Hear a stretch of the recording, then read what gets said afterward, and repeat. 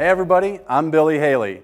So what do you do if you have got a life-threatening bleed in the armpit or groin area, somewhere you can't get to with a tourniquet? I'm about to show you right now. So I've got my training aid here, the items I'm going to use. I'm going to go ahead and glove up to protect myself from bodily fluids and show you exactly what this looks like and talk about it as I'm doing it. So here are the products that I'm going to use for today's demonstration. I'm going to use QuikClot hemostatic dressing. Now, if you just have a regular old roll of gauze, that will work just fine, but this is your best bet because it does have that blood clotting agent in it. And I'm going to use an emergency pressure bandage. So the first thing you're going to want to do is identify where that blood is coming from. Take your finger or your thumb, doesn't matter, but immediately press down onto that vessel. You can most often feel with your finger basically that pulse. If this is the vessel here, we're just smashing it down against the bone, right? So we're just simply pinching it off. It's that simple. So you're going to keep direct pressure right over that vessel and open either your QuikClot or your regular gauze. First thing you're going to want to do is unravel just a little bit of it at the end and make a little ball, a little knot of material right there.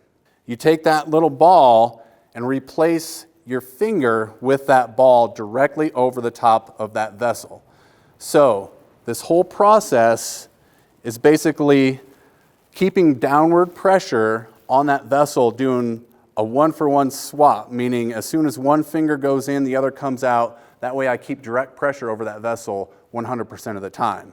You can use 2 fingers, you can use a thumb, and you're going to pack to where the material is starting to overflow and to the point it's about 1 or 2 centimeters over the surface of the skin. And the reason we have to have that over the surface of the skin is when we put this dressing on there, that maintains that pinpoint pressure. The next step, because we can't just walk away from this because it'll come undone, you're going to want to hold continuous pressure even when you're done packing that wound for another 3 to 5 minutes to make sure that thing is nice and smashed down and we're clotting off that blood. I've held this for 3 to 5 minutes. I'm going to move on to the final step, and that is creating that pressure dressing with the emergency pressure bandage. Take this part here. This one happens to have that label on there, other side towards the wound. That goes over the wound.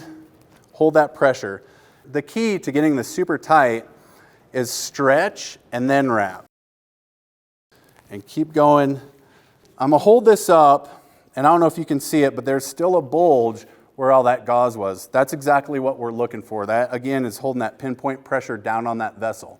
There's no peeking, right? So don't look in there. Don't peel it back to see if it's working. All you're going to do is either bust the clot or release the pressure that you've put on there, and you're going to have to start all over. So no peeking. If you see blood starting to soak this bandage or come out from under here, that means something went wrong, and you have to go back in and just start from scratch.